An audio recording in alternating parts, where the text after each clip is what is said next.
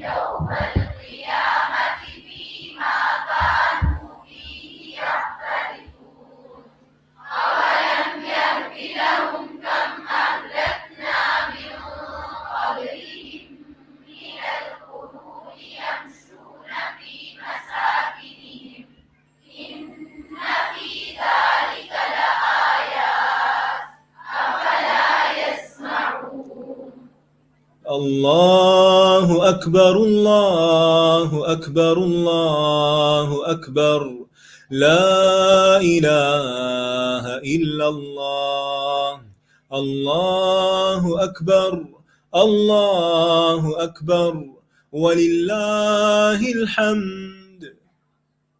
أعوذ بالله من الشيطان الرجيم. بسم الله الرحمن الرحيم. الحمد لله رب العالمين الرحمن الرحيم مالك يوم الدين. إياك نعبد وإياك نستعين. اهدنا الصراط المستقيم صراط الذين أنعمت عليهم غير المغضوب عليهم ولا الضالين.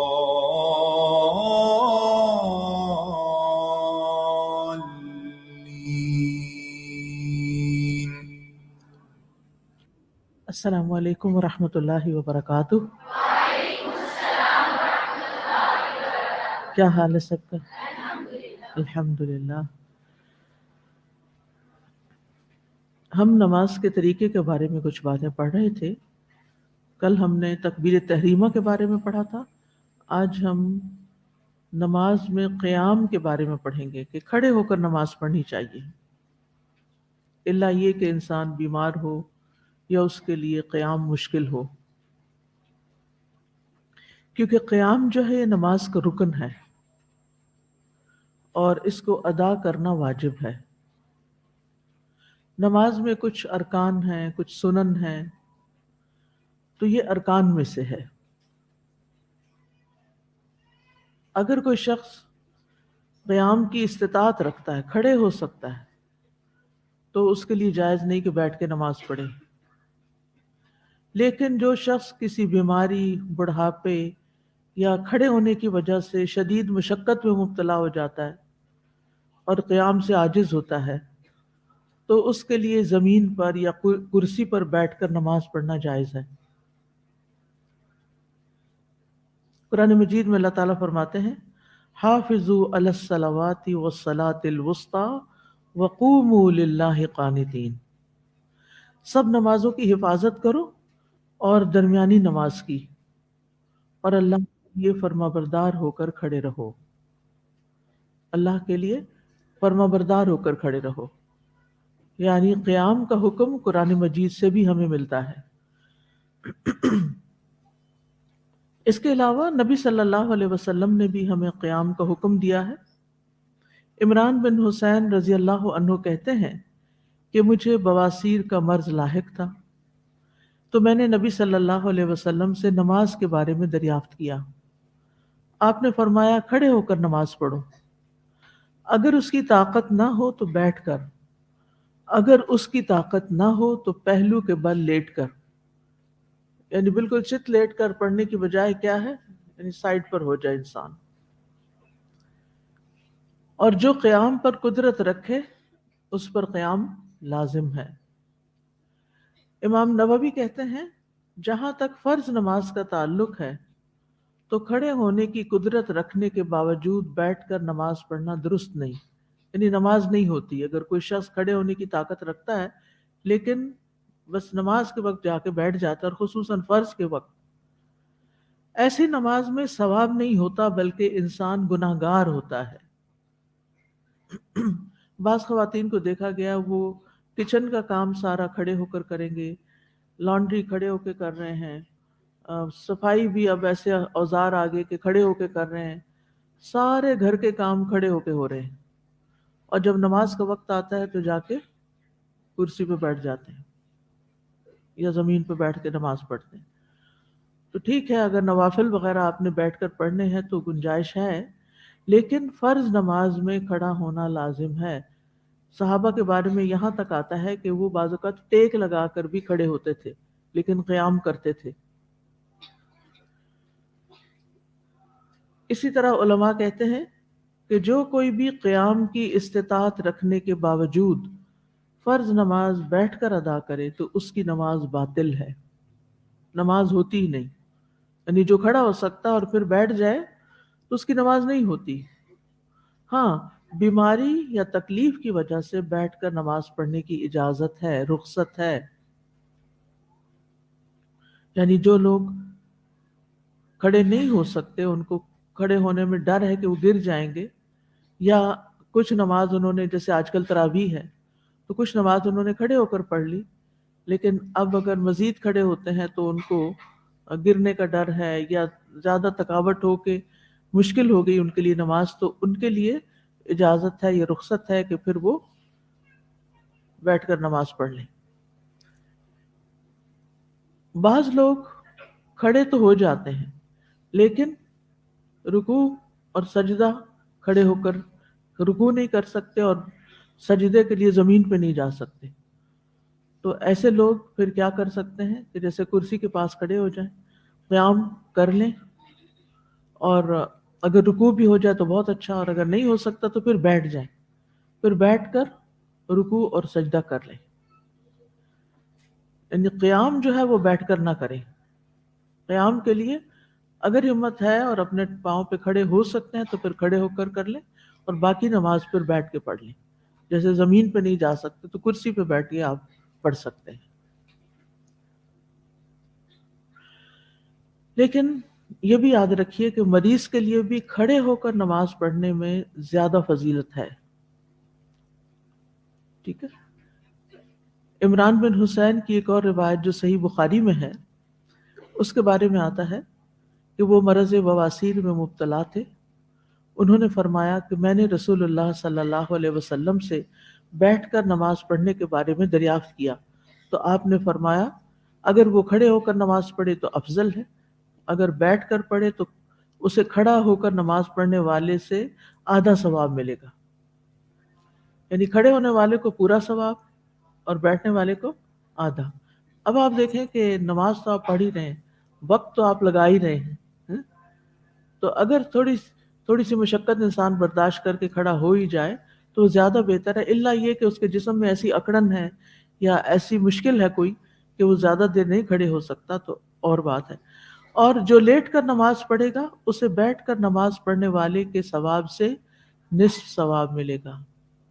تو 25% ہو گیا لیٹنے والے کا، 50% ہو گیا بیٹھنے والے کا، اور 100% ہو گیا کھڑے ہونے والے کا۔ تو اس لیے نماز کھڑے ہو کر پڑھیں۔ اللہ تعالی ہم سب کو اس کی توفیق عطا فرمائے۔ چلیے اب قصص القرآن کی کلاس میں آتے ہیں۔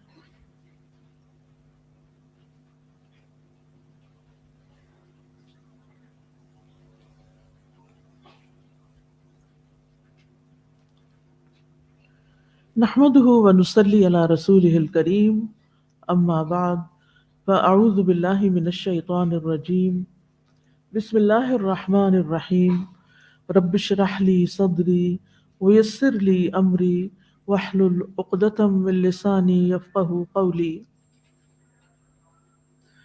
الحمد لله الذي خلق الليل والنهار بقوته وميز بينهما بقدرته وجعل لكل واحد منهما حدا محدودا وأمدا ممدودا ونفعا معلوما۔ اللهم أنت ربي الغني وأنا عبدك الفقير وعذابي لا يزيد في ملكك مثقال ذرة، أنت ذو الملك والملكوت وذو العزة والجبروت وذو الجلال والإكرام لا يزيد في ملكك طاعة الطاعين لا يزيد في ملكك طاعة الطائعين ولا تنقصه معصية العاصين فاغفر لنا وارحمنا برحمتك یا ارحم الراحمین۔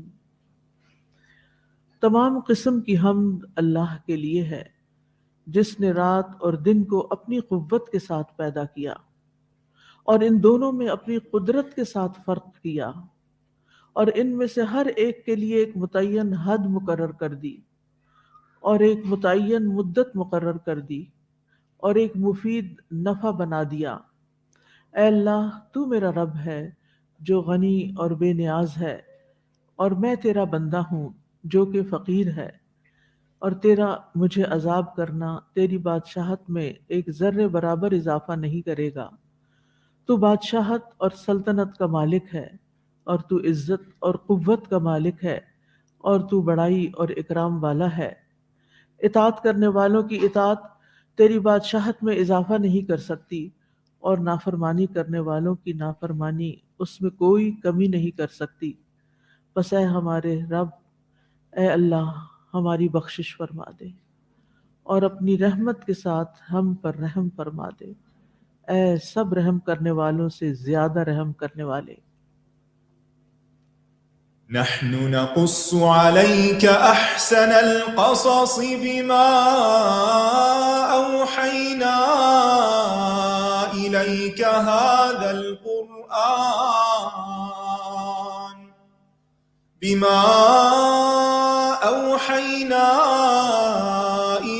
هذا القرآن وإن كنت من قبله لمن الغافلين۔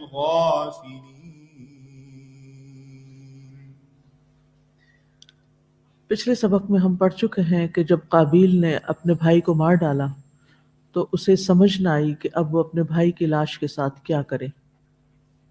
اللہ سبحانہ تعالیٰ نے ایک کوے کو بھیجا جس نے زمین کھود کر ایک مرے ہوئے کوے کو اس میں ڈال کر اس پر مٹی ڈالی۔ کوے کے فعل کو دیکھ کر قابیل کو بات سمجھ میں آ گئی تو وہ اپنے نفس پر ملامت کرتے ہوئے کہنے لگا، ہائے افسوس، میں اس کوے سے بھی گیا گزرا ہوں کہ اپنے بھائی کی لاش کو نہ چھپا سکا۔ پھر وہ اس پر پشیمان ہو گیا۔ فَأَصْبَحَ مِنَ النَّادِمِينَ۔ تو کس طرح اللہ سبحانہ تعالیٰ نے ایک قاتل کی مشکل کو آسان کیا، یعنی قابیل کے لیے مسئلے کا حل پیش کر دیا، اور کس طرح اللہ سبحانہ تعالیٰ نے حابیل کے لیے بھی اس کے مرنے کے بعد اس کی لاش کو چھپانے کا انتظام کیا۔ تو اس سے یہ پتہ چلتا ہے کہ اللہ سبحانہ تعالیٰ بڑا ہی رحمان اور رحیم ہے، وہ سب پر اپنا رحم فرماتا ہے، گناہ گاروں پر بھی اور نیکوکاروں پر بھی، اور اس کی اس مہربانی کے رنگ مختلف ہوتے ہیں۔ کسی کے لیے کوئی مشکل آسان کرتا ہے اور کسی کے لیے اس کی پردہ پوشی کا انتظام کر دیتا ہے۔ تو اللہ تعالیٰ سے دعا ہے کہ اللہ تعالیٰ ہم پر بھی اپنا رحم فرمائے۔ ہم اس آیت سے نکلنے والے اسباق کو پڑھ رہے تھے، تو اس میں ہم دیکھتے ہیں کہ اللہ سبحانہ تعالیٰ بے نیاز ہے، وہ جس سے چاہے اپنا کام لے لے۔ ہم دیکھتے ہیں کہ ملکہ سبا تک اسلام پہنچا کس کے ذریعے؟ ہدہد کے ذریعے۔ ہدہد ایک پرندہ تھا، اس کے ذریعے پیغام رسانی کا کام کیا گیا اور اس نے بہت آسان طریقے سے یہ کام کیا۔ ہم دیکھتے ہیں کہ کبوتروں سے بھی یہ کام لیا جاتا رہا، اور یہاں ہم دیکھ رہے ہیں کہ اللہ سبحانہ تعالیٰ کبے کے ذریعے ایک انسان کو تعلیم دے رہے ہیں۔ انسان اشرف المخلوقات ہے لیکن وہ عقل کل نہیں۔ بعض اوقات اس کی عقل اس کو سولوشن نہیں دیتی، لیکن وہ ماحول سے بہت کچھ سیکھ لیتا ہے، اور اگر انسان کی نگاہیں عبرت والی ہوں تو وہ ہر واقعے سے کچھ نہ کچھ سیکھتا ہے، ہر بات سے کوئی نہ کوئی سبق نکال لیتا ہے۔ وہ اپنے احساسات کے اظہار کا طریقہ بھی جانتا ہے، اللہ نے اس کو سکھایا ہے۔ تو ہدایت دو طرح کی ہوتی ہے، ایک ہدایت جو قرآن و سنت میں آ گئی ہے، اور ایک ہدایت کو ہدایت بیانی کہتے ہیں، کہ مختلف واقعات کے ذریعے انسان ہدایت پاتا ہے اگر ان پر وہ غور و فکر کرتا ہے۔ اور یہاں ہم دیکھتے ہیں کہ اللہ تعالیٰ نے کوے کے ذریعے ایک بڑے اہم معاملے کی طرف انسان کی یا انسانیت کی رہنمائی کی۔ ہم عام طور پر پرندوں کو بھی دیکھتے ہیں، دیکھ دیکھ کے عادی ہو جاتے ہیں، کبھی کوئی ڈفرینٹ کلر کا یا ڈیزائن کا پرندہ نظر آ جائے تو اس کی طرف تھوڑی سی دیر متوجہ ہوتے ہیں، یا مختلف آواز آتی ہے جب مائگریشن ہوتی ہے پرندوں کی، تو اس وقت کچھ نئے قسم کی چیزیں نظر آتی ہیں، یا پھر ہم مختلف ویڈیو کلپس میں دیکھ لیتے ہیں رنگا رنگ کے پرندے۔ لیکن عموماً ہم ان پرندوں کو جو کروڑوں کی تعداد میں پائے جاتے ہیں جیسے کوا وغیرہ ہے، ان کو توجہ نہیں دیتے، ان کی حرکات پہ غور نہیں کرتے، ان سے کوئی سبق نہیں سیکھتے، اور صرف سبق نہیں بلکہ عبرت، کہ جو یہ کر رہا ہے مجھے اس کی سطح پہ نہیں آنا، میں انسان ہوں، مجھے اس سے بہتر عمل کرنا ہے۔ جب اللہ سبحانہ وتعالیٰ انسان کو کوے سے، چیونٹی سے، کبوتر سے اور ہدہد سے سکھاتا ہے تو انسان کے اندر کیا پیدا ہونا چاہیے؟ کون سے جذبات؟ عاجزی کے جذبات، شکر کے جذبات، کہ اللہ سبحانہ وتعالیٰ نے مجھے اس چیز سے بھی سبق سکھا دیا۔ آپ کو معلوم ہے نا کہ تیمور لنگ کے بارے میں آتا ہے کہ اس نے دشمن پر کئی حملے کیے لیکن کامیاب نہ ہو سکا، آخر کار آ کے مایوس ہو کر بیٹھ گیا، تو اس کی نگاہ دیوار پہ پڑی جہاں ایک چیونٹی کیا کر رہی تھی، بار بار اوپر چڑھ رہی تھی اور گر رہی تھی اور چڑھ رہی، آخر وہ چڑھ گئی، آخری بار چڑھ گئی وہ۔ تو اس نے بھی یہی سوچا تھا کہ میں اس چیونٹی سے بھی گیا گزرا ہوں کہ میں مایوس ہو کر بیٹھ گیا ہوں۔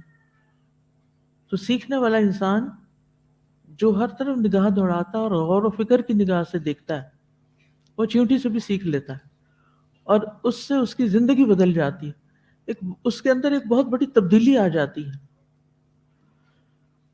لیکن سیکھنے کے لیے انسان کو عاجزی اختیار کرنی پڑتی ہے، ہمبل ہونا پڑتا ہے۔ وہ محاورہ نا عربی کا، العلم یضیع بین الحیاء والکبر، کہ علم حیا اور تکبر میں ضائع ہو جاتا ہے۔ جو شخص تکبر کرتا ہے، اپنے آپ کو بڑا عالم سمجھتا ہے، اپنے آپ کو بڑی چیز سمجھتا ہے، وہ کچھ نہیں سیکھ پاتا۔ اسی طرح یہ کہ بعض اوقات بظاہر معمولی نظر آنے والے پودے انسانوں کی شفاعت کا ذریعہ بن جاتے ہیں، ان میں انسانوں کے لیے بڑی خیر ہوتی ہے۔ تو یہ اللہ تعالیٰ کی حکمت ہے، اللہ تعالیٰ کی قدرت ہے، اللہ تعالیٰ جو چاہے بنائے، جیسے چاہے رکھے جس چیز کو۔ سبق یہ ہے کہ کسی چیز کو حقیر نہ سمجھے، کوے کو بھی حقیر نہ سمجھے۔ دنیا میں ان کی تعداد کروڑوں میں ہے، اور اگر آپ کسی بھی ملک میں جائیں تو برفانی علاقوں میں جائیں، گرم ترین علاقوں میں جائیں، ہر جگہ آپ کو کوا ملے گا۔ اس کی تقریباً 40 اقسام ہوتی ہیں، 40 قسموں کے کوے ہوتے ہیں، لیکن کچھ چیزیں ان کے درمیان کامن ہیں، جیسے ان کی یادداشت بہت اچھی ہوتی ہے، وہ بعض اوقات خوراک کو چھپا کے رکھتے ہیں، اور بعض اوقات حفاظت کے لیے ایک جگہ سے نکال کے دوسری جگہ جا رکھتے ہیں۔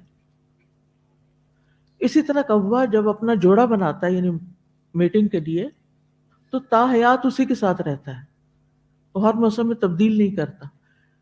یعنی ونس انہوں نے آپس میں یعنی کہ میل اور فیمیل کے درمیان ایک بانڈنگ ہو جاتی ہے تو پھر وہ مرتے دم تک رہتی ہے۔ کوے جس جگہ پیدا ہوتے ہیں وہی رہنا پسند کرتے ہیں، مائگریشن نہیں کرتے، جبکہ آپ دیکھیں کہ بہت سارے پرندے سردیاں کہیں گزارتے ہیں اور گرمیاں کہیں۔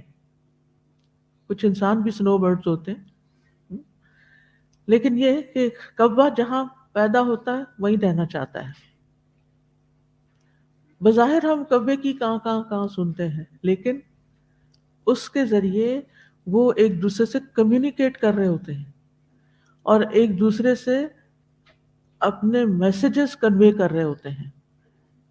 مثلاً ایک کوے کو کوئی چیز کھانے کی ملتی ہے تو وہ فوراً اوروں کو بلا لیتا ہے، اوروں کو بھی اکٹھا کر لیتا ہے، یا اسی طرح اگر ان کا بچہ کوئی اٹھا لے تو کیا کرتے ہیں، شور ڈال دیتے ہیں. اس پر ماہرین نے بہت ایکسپیریمنٹس بھی کیے ہیں ان کی زبان سمجھنے کے لیے، لیکن ان کی زبان کافی پیچیدہ ہے، انسانوں کو سمجھ آنی مشکل ہے. بعض اوقات کوے دوسرے جانوروں کی نقل بھی اتار رہے ہوتے ہیں. طوطا بھی اتارتا ہے، لیکن کوا بھی اس میں ماہر ہے. تو بہرحال یہ ساری معلومات دینے کا مقصد یہ ہے کہ اللہ سبحانہ وتعالیٰ نے کوئی بھی چیز بیکار نہیں پیدا. کسی چیز کو حقیر مت سمجھیے اور کسی چیز کو اگنور نہ کیجیے. ان فی خلق السماوات والارض واختلاف اللیل والنہار لآیات آپ کچھ کہنا چاہیں؟ جی بولیے. آیت ریپیٹ کروں؟ اچھا کمپلیٹ کروں. اچھا مجھے 2 میسیجز مل رہے ہیں، ایک آگے سے مل رہا ہے ایک پیچھے سے، اس لیے میں جی آپ کیا کہہ رہی؟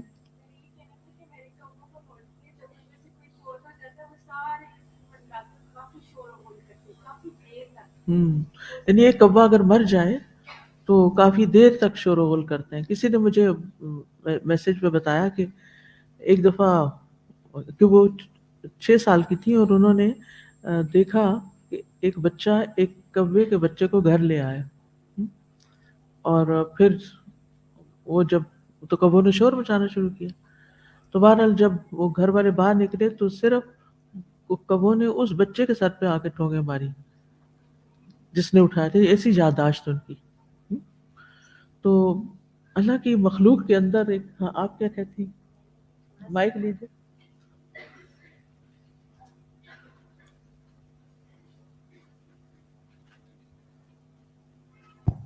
میں نے کل تھوڑا سا ان کے بارے میں پڑھا تو 2 چیزیں مجھے بہت لگیں جو ہم قرآن مجید سے ریلیٹ مجھے لگا. ایک تو یہی تھا کہ ان کی ویرائٹیز بہت زیادہ ہیں. دوسرا یہ تھا کہ انٹلیکچولی یہ اسمارٹ برڈز میں سے ہیں. اور تیسرا یہ تھا کہ ان کی کچھ ویرائٹیز ایسی ہیں جو باقاعدہ فیونرل کرتی ہیں اپنے. اگر کوئی کوا فوت ہو جاتا ہے تو اس کو دفن کرتے ہیں اور پھر وہاں رکتے ہیں کچھ ویرائٹیز میں. تو مجھے یہ ہو رہا تھا کہ یہ جو ان کا تھوڑا سا عقل کا لیول ہے، شاید یہ وجہ ہے کہ اللہ تعالیٰ نے ان کے ذریعے سے قابیل کو دکھایا کہ دیکھو ان کی عقل جانور کی کیسی ہے. بالکل، اسی لیے تو اس نے کہا عجزت ان اکون مثل هذا الغراب، کیونکہ اپنے آپ کو بڑی چیز سمجھتا تھا میں اتنا عاجز اتنا کمزور ہوں کہ میں اس کوے جیسا بھی نہیں. تو اس کو اپنی حقیقت نظر آئی کہ میں کیا ہوں. تو بہرحال سبق یہ ہے کہ کائنات میں غور و فکر عبادت ہے اور یہ جاری رکھنا چاہیے. یہ کام ہم نے نان مسلمز کے حوالے کر دیا. وہ دن رات اس پہ لگے رہتے ہیں، محنت کرتے رہتے ہیں، اور ہم ان کی صرف چیزوں کو پڑھ کے خوش ہو جاتے ہیں. خود بھی غور کرنا چاہیے، خود بھی سیکھنا چاہیے. جو چیزیں آپ کے دائرہ کار میں آئیں ان کو اگنور نہ کریں.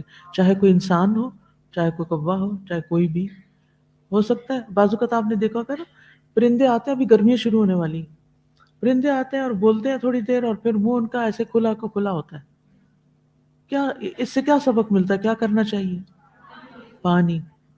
سب لوگ ایک ایک کنالی خرید لیں. کنالی کیوں؟ آپ ہو سکتا ہے آپ کہیں کہ 2 کنالی اس لیے کہ ایک تو وہ بھاری ہوتی ہے، جب بہت سارے پرندے اگر اس پہ بیٹھ بھی جائیں تو وہ پانی گرے گا نہیں. اگر ہم پلاسٹک کی کوئی چیز رکھیں گے. دوسرا یہ کہ پلاسٹک تو ہمیں اپنے لیے بھی پسند نہیں، تو پرندوں کے لیے بھی نہ کریں. تیسری بات یہ ہے کہ مٹی کے برتن میں پانی کچھ نہ کچھ ٹھنڈا رہتا ہے. تو اگر ہو سکے تو ابھی سے، اگر آپ نے سردیوں میں کنالیاں اندر بند کر کے رکھ دی تو باہر نکال لیں. آپ کو پتہ نہیں کہ جہنم والے پانی مانگیں گے، اور دنیا میں پانی پلانا جو ہے وہ آخرت کے عذاب سے بچانے کا ذریعہ ہے. چاہے انسانوں کو پانی پلانا ہو یا جانوروں کو. اگر آپ کے اپنے لیے آپ کو بھول جاتا ہے، آپ بہت ہی مصروف انسان ہیں، تو اپنے ہیلپرز کو کہہ دیجئے، چوکیدار کو کہہ دیجئے کہ تم نے روز اس میں 1 لوٹا پانی ڈال دینا، پہلا پانی گرا دینا. بچوں کو لگائیں اس کام پہ. بالکل تو صرف یہ کہ توجہ دینے کی ضرورت ہے. تو انشاءاللہ اگر آپ پرندوں کو پانی پلائیں گے تو اللہ سبحانہ وتعالیٰ آپ کو سیراب رکھے گا. جی جی ہاں، کیونکہ وہ نقصان بھی دیتا ہے نا بعض اوقات، اس لیے. اس آیت سے ہمیں یہ پتہ چلا کہ قابیل جو تھا وہ قتل کرنے کے بعد اپنے بھائی کی لاش کو دیکھ کر اور اس کے بعد کے نتائج کو جو دنیاوی اعتبار سے تھے ان کو سامنے رکھتے ہوئے وہ شرمندہ ہو گیا، نادم ہو گیا. لیکن پھر بھی اس کی توبہ قبول نہیں ہوئی، جبکہ حدیث میں آتا ہے الندم التوبہ، کہ ندامت توبہ ہے. لیکن یہاں اس کی ندامت توبہ کے لائق نہیں تھی. وائی؟ اس لیے کہ ندامت دو طرح کی ہوتی ہے، ایک قابل تعریف ہوتی ہے اور ایک قابل مذمت ہوتی ہے. تو اس واقعے میں بھی اس واقعے میں جو ندامت ہے وہ ندامت وہ نہیں تھی کہ جو انسان کو توبہ کی طرف لے جاتی ہے. کیونکہ ندامت کی جو دو قسمیں ہیں، ایک کون سی؟ وہ ندامت جو توبہ کی طرف لے جاتی ہے، اور دوسری وہ ندامت جو ایک عاجز، ناکام اور خسارہ اٹھانے والے انسان کی ہوتی ہے. یعنی جب ہمیں کوئی فیلئر ہوتا ہے زندگی میں تو اس وقت ہم شرمندہ ہوتے ہیں، پریشان ہوتے ہیں. کس بات پہ؟ جب ہمیں کوئی دنیا میں نقصان ہوتا ہے تو ہم کیوں نادم ہوتے ہیں کہ ہائے اب لوگ کیا کہیں گے، ہائے لوگ کیا کہیں گے. اس بات کی ندامت، میں لوگوں کو منہ کیسے دکھاؤں گا، میری ناک کٹ گئی. تو جب لوگوں کی وجہ سے آپ نادم ہو رہے ہیں تو یہ ندامت توبہ میں نہیں شمار ہوتی. تو پہلی ندامت قابل تعریف ہے، دوسری ندامت قابل مذمت ہے، کہ صرف انسانوں کے ڈر سے یا انسانوں کی سے بچنے کے لیے یا ان کی شرمندگی یا عار سے بچنے کے لیے انسان نادم ہو. اسی لیے ہم دیکھتے ہیں کہ ہر ندامت سزا کو ختم نہیں کرتی. ہر مجرم جرم کرنے کے بعد کسی نہ کسی درجے میں ضرور نادم ہوتا ہے. لیکن آپ نے دیکھا کہ کسی مجرم کو جو دنیا میں بھی پکڑا جاتا ہے یا اس کو جیل ہوتی ہے یا کوئی اور سزا ہوتی ہے، وہ اگر یہ کہے کہ میں بہت شرمندہ ہوں، آئی ایم سو سوری، مجھے معاف کر دیجئے، معاف ہو جائے گا؟ نہیں. تو انسان غلطی کرتے وقت سوچ سمجھ کے کرے، خاص طور پر کبیرہ گناہ، کہ ان پر صرف ندامت سے سزا ختم نہیں ہوگی، کیونکہ ندامت ایک فطری چیز ہے، انسان کے اندر ہے کہ وہ ایسی چیزوں پر نادم ہوتا ہے. تو بہت سے لوگ جب کسی غلط کام کا ارتکاب کر لیتے ہیں یا سستی کرتے ہیں یا پڑھتے نہیں ہیں یا وقت پر اپنا کام نہیں کرتے، یا مثلاً ان کی کوئی فلائٹ مس ہو جاتی ہے یا کوئی اپرچونٹی چلی جاتی ہے یا کسی بھی قسم کا کوئی لاس ہوتا ہے، تو اس وقت ان کو اپنی کوتاہی کا احساس ہوتا ہے، چاہے تھوڑا یا زیادہ. لیکن صرف کوتاہی کا احساس کافی نہیں. جب تک انسان اپنا رویہ نہ بدلے اور آئندہ کے لیے اس اپنی غلطی سے سبق نہ لے. کچھ لوگ ہوتے ہیں غلطی کرتے ہیں، ندامت ہوتی ہے، پھر ادھر ادھر باتیں کر کے اپنے آپ کو، اپنی ندامت کو بھلا دیتے ہیں. ایسے ہی ہوتا ہے نا. یعنی جب ہمیں کوئی شرمندگی ہوتی ہے تو پھر ہم کیا کرتے ہیں، یا کوئی لاس ہوتا ہے، کوئی ریگریٹس ہوتے ہیں، پھر ہم کیا کرتے ہیں، پھر کبھی کسی کو کال کرتے ہیں، کبھی کسی سے ڈسکس کرتے ہیں. یہ سارا عمل کیا ہے، یہ ہم کیا کر رہے ہوتے ہیں، اس کو قصہ سنا، اس کو سنا، اس کو سنا. کیوں؟ تاکہ ہمارے اندر سے، یعنی ہم وینٹ آؤٹ کر سکیں وہ جو اندر شرمندگی یا ندامت یا ریگریٹ کا احساس ہے، وہ باتیں کر کر کے باہر نکل جائے. کیا یہ ایک درست سلوشن ہے؟ ٹھیک ہے، وقتی طور پر آپ کو ریلیف مل جائے گا، لیکن مسئلہ تو اپنی جگہ ہے. آپ کو غور کرنا ہے کہ آپ نے اس نتیجے پہ کیوں پہنچے، اور اگر وہ اللہ کے حق میں کوئی کمی تھی، دین کی کوئی حد آپ نے توڑی، تو پھر اللہ سے باقاعدہ توبہ کریں. باقاعدہ توبہ کرنے کی ضرورت ہوتی ہے. خالی شرمندہ ہونے سے کافی نہیں. وہ توبہ کا ایک پارٹ ہے کہ آپ شرمندہ ہیں کہ آپ سے گناہ ہو گیا، یا آپ نے جان بوجھ کے کر لیا، لیکن اب آپ عہد کر رہے ہیں کہ آئندہ میں ایسا نہیں کروں گا. یہ عہد کس نے کیا تھا؟ جن سے بائی مسٹیک قتل ہو گیا تھا، موسیٰ علیہ السلام. فلن اکون ظہیرا للمجرمین، آج کے بعد تو میں مجرموں کا کبھی ساتھ نہیں دوں گا. ٹھیک ہے نا؟ تو بات یہ ہے کہ ہر ندامت سزا کو ختم نہیں کرتی، لیکن وہ کون سی ندامت ہے جو سزا کو ختم کر دیتی ہے؟ تو وہ ندامت ہے خالص اور سچی توبہ میں جو ندامت پائی جاتی ہے، جس میں انسان آئندہ گناہ نہ کرنے کا عزم کرتا ہے، جس میں انسان اپنی کوتاہی پر افسوس کرتا ہے، جس میں انسان لوگوں کا حق لوٹاتا ہے. الا من تاب وآمن وعمل عملا صالحا. یہ جو عمل عملا صالحا، اس میں دونوں چیزیں آتی ہیں. اپنی ذات میں بھی اصلاح کر لیتا ہے، اور اگر کسی کا حق مارا ہے تو واپس کر دیتا ہے، اس پہ ڈٹا نہیں رہتا. کسی کا مال چرایا ہے یا کسی کے اوپر کوئی الزام لگایا ہے یا کسی کے خلاف کوئی ناروا بات کی ہے تو سوری کر لیتا ہے. فَأُولَٰئِكَ يُبَدِّلُ اللَّهُ سَيِّئَاتِهِمْ حَسَنَاتٍ وَكَانَ اللَّهُ غَفُورًا رَحِيمًا. مگر جس نے توبہ کی اور ایمان لایا اور نیک عمل کیے تو یہی لوگ ہیں کہ اللہ ان کی برائیوں کو بھلائیوں سے بدل دے گا، اور اللہ بہت بخشنے والا نہایت رحم کرنے والا ہے. اور جو کوئی توبہ کرے اور نیک عمل کرے تو یقیناً وہ اللہ کی طرف پلٹ آتا ہے. خوب پلٹنا. ٹھیک ہے؟ توبہ کر کے نیک عمل کرنے والا ہی دراصل اللہ کی طرف پلٹتا ہے، وہ سچا توبہ کرنے والا ہے. ایسے لوگوں کی برائیاں بھی نیکیوں میں بدل جاتی ہیں. یعنی وہ جو آپ کی ریگریٹ اور شرمندگی کے احساسات ہیں اور رونا دھونا ہے اور اللہ کے حضور معافی مانگنی ہے، پھر اس سے کیا ہوگا کہ وہ جو گناہ تھا وہ دھل دھل دھل کے کیا بن جائے گا؟ نیکی بن جائے گا. پھر ایک اور سبق ہمیں اس آیت سے ملتا ہے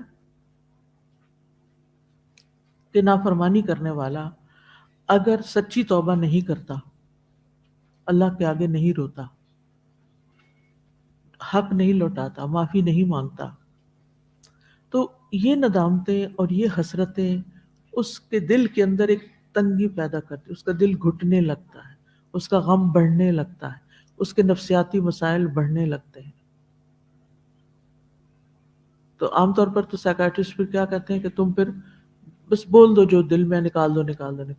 وہ نکال بھی دے، لیکن جہاں نکالنا چاہیے، جس سے معافی مانگنی چاہیے، اگر آپ وہاں تک نہیں نہ پہنچے تو کیا ہوگا؟ مسئلہ نہیں حل ہوگا. وہ وقتی طور پر آپ کو تھوڑا سا ریلیف ہو جائے گا کسی کی باتوں سے، لیکن دوبارہ پھر آپ وہیں لوٹ جائیں گے. تو اس لیے بہت ضروری ہے کہ انسان اللہ سبحانہ و تعالیٰ کے حضور سچی توبہ کرے. اب یہاں پر آپ دیکھیں کہ یہاں اس نے یہ کہا یا ویلتا، تو صرف یا ویلتا، ہائے میری شرمندگی، ہائے افسوس، یہ میں نے کیا کر دیا، بس اس حد تک بات تھی. لیکن جرم سے توبہ نہیں کی کہ اس پر معافی مانگے یا کچھ کرے. تو جو مجرم انسان ہوتا ہے وہ پھر اپنے اندر ایک نفسیاتی جنگ کا شکار ہو جاتا ہے اور اپنے آپ کو ہی ملامت کرتا رہتا ہے، اور پھر اس کی پریشانیوں میں اضافہ ہی ہوتا چلا جاتا ہے. تو اس لیے ہمارا دین بڑا ہی خوبصورت دین ہے جو ہمیں سکھاتا ہے کہ اگر تم اللہ کے راستے سے دور گئے ہو تو کیا کرو؟ واپس پلٹا. توبہ کا کیا مطلب؟ واپس پلٹا. تو ایک درجہ ہوتا ہے گناہگاروں کی توبہ کا، ٹھیک ہے، اور ایک ہوتا ہے متقین کی انابت کا، جو اس سے اوپر کا درجہ ہے. توبہ کرنے والا گناہ سے توبہ کرتا ہے، اور منیب الا من اتی اللہ بقلب منیب، بقلب سلیم، اور پھر جاء بقلب منیب، وہ قلب منیب والا ہر چھوٹی بڑی بات پر اپنا چیک رکھتے ہوئے اللہ کی طرف لوٹتا رہتا ہے.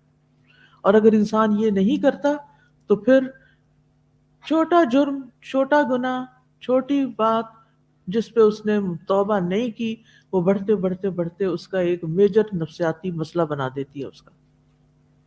اور پھر انسان ہلاکت کو پکارتا ہے، یا ویلتا، اے میری ہلاکت، یا ویلتی.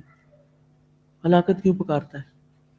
آپ کو پتہ نہیں کہ ایسے لوگ پھر سوئسائڈل ہو جاتے ہیں، وہ اپنے آپ کو ہی ہلاک کر دینا چاہتے ہیں. جو لوگ نفسیاتی مرض کا شکار ہوتے ہیں، جب وہ مرض اپنی حد کراس کر جاتی ہے، لا علاج ہو جاتی ہے، تو پھر یا ویلتا، یہ بڑا اپروپریٹ لفظ ہے جو یہاں پر آیا ہے کہ اس نے یعنی پھر الٹیمیٹلی اپنی ہلاکت ہی پکاری. اور یہاں تو یہ لگتا ہے نا کہ جیسے اس نے کوے کو دیکھا اور قبر کھودتے، اور پھر وہ اس کے یعنی یہ نہیں کہ اس سے پتہ چلتا کہ صرف ایک ہی دفعہ اس کی یہ ریگریٹ تھی یا ساری زندگی کے لیے رہ گئی. کیونکہ ایسے خیالات انسان کو بار بار آتے رہتے ہیں، ہائے میں نے فلاں موقع پر یہ کیا تھا، مجھے یہ نہیں کرنا چاہیے تھا. تو اب کیا ہے، اگر کیا تھا اور نہیں کرنا چاہیے تھا، آپ نے اعتراف کر لیا، اب اللہ سے معافی مانگ لیں اور اس کے بدلے میں کوئی نیک کام کریں. کیونکہ ان الحسنات یذہبن السیئات، اور اس سے کیا ہوتا ہے، اور اس میں خاص طور پر صدقہ بہت فائدہ دیتا ہے، کیونکہ صدقے سے دل کی تنگی کا علاج ہوتا ہے. صدقہ بیماریوں کا علاج بھی ہے نا، تو داؤ مرداکم بصدقات، اپنے مریضوں کا علاج صدقے سے کرو. اب یہ جو صدقہ ہے یہ صرف جسمانی بیماریوں کا علاج، عام طور پر تو ہمارے جسمانی بیماریوں کا علاج اس سے کرتے ہیں. کوئی بیمار ہو گیا، زیادہ خطرناک بیماری آ گئی، تو کیا کرتے، کیا کرو، کیا کرو، صدقے میں کیا کرو، بکرا دے دو. کون سا بکرا؟ کبے جیسا. یہ کانسیپٹ ہے نا، اس کی بیس ہے، یعنی کالے کی تو نہیں لیکن صدقے کی بہرحال ایک بیس ہے. کہ آپ دیکھیے کہ اس پروسیس کے اوپر کبھی غور کیجئے کہ انسان اپنا بیگ کھولتا ہے، اس میں سے کچھ نکالتا ہے اور ڈالتا ہے، اور پھر بالآخر اپنے ساتھ لڑ کے نکال لیتا ہے اور ڈبے میں ڈال دیتا ہے. یہاں سے نکل کے وہاں چلا گیا، جدائی ہو گئی. تھوڑی دیر کیا ہوگا، جس وقت تک آپ نے نکالا نہیں نا، صرف اس وقت تک آپ کے اندر ایک کشمکش ہوگی، ایک اندگھٹن سی ہوگی. جس وقت وہ نکل جائے گا تو یہ ریورس ہو جائے گی فیلنگ. کیا؟ سکون، سکون لوٹ آئے گا. اب آپ نے اپنے نفس کے خلاف جا کر کیا کیا، صدقہ کیا یا کوئی بھی نیکی کا کام کیا. صدقے کی کئی قسمیں بھی ہیں نا، صرف مال نہیں، کئی قسمیں ہیں صدقہ کرنے کی. الکلمۃ الطیبۃ صدقہ. ایک شخص کا ہر وقت موڈ آف رہتا ہے، آپ کو اس سے بات کرنا بڑا ہی مشکل لگتا ہے، لیکن آپ اس سے پھر بھی اچھے طریقے سے بولتے ہیں، دل نہیں کر رہا آپ کا، تو ہو سکتا ہے کہ وہ اسمائل ہی کر دے، تو پھر کیا ہوگا، واپس آپ کو کیا ملے گا، آپ کی اپنی گھٹن. وہ جو کولڈ وار چل رہی تھی نا گھر میں دو لوگوں کے بیچ میں، وہ ختم ہو جائے گی اور آپ ریلیکس ہو جائیں گے. آپ اس بیماری سے باہر نکل آئیں گے، آپ اس دل کی تنگی سے باہر نکل آئیں گے. وَأُحْضِرَتِ الْأَنفُسُ الشُّحَّ. تو شح کا علاج صدقے میں ہے، دوسروں کے ساتھ بھلائی کرنے میں، کسی بھی قسم کی بھلائی جو آپ کر سکیں. تو جب دل کی یعنی دل کی تنگی کا علاج قرآن کی تلاوت سے بھی ہوتا ہے، لیکن دل کی تنگی کا علاج خدمت خلق سے بھی ہوتا ہے.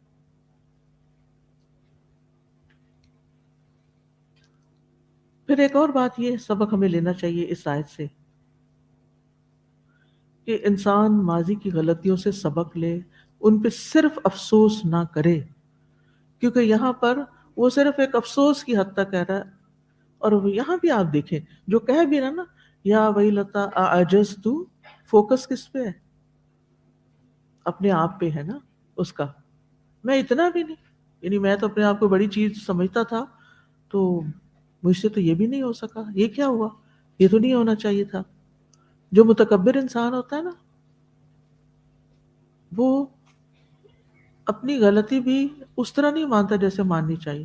عجز تو کیا میں عاجز ہوں، جواب کیا ہوگا، ہاں ہو یا نہیں، نہیں تم نہیں ہو. تو کیا واقعی ایسا ہے؟ یعنی انسان یہ سوال ہے نا اس کا، اجزتو، کیا میں عاجز آ گیا کہ میں اس جیسا کام بھی نہ کر سکوں؟ تو وہ ایک سوالیہ انداز ہے. یہ اس کا انداز یہ نہیں ہے کہ میں تو واقعی بڑا عاجز ہوں، میں تو بڑا ہی کمزور ہوں، مجھ سے تو یہ بھی نہ ہو سکا.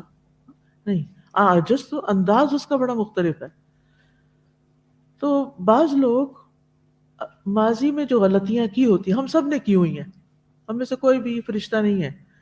بچپن میں، جوانی میں، بڑھاپے میں، زندگی کے ہر سٹیج پہ ڈفرینٹ قسم کی ہماری آزمائشیں ہوتی ہیں. کسی میں پاس ہو جاتے ہیں، کسی میں فیل ہو جاتے ہیں.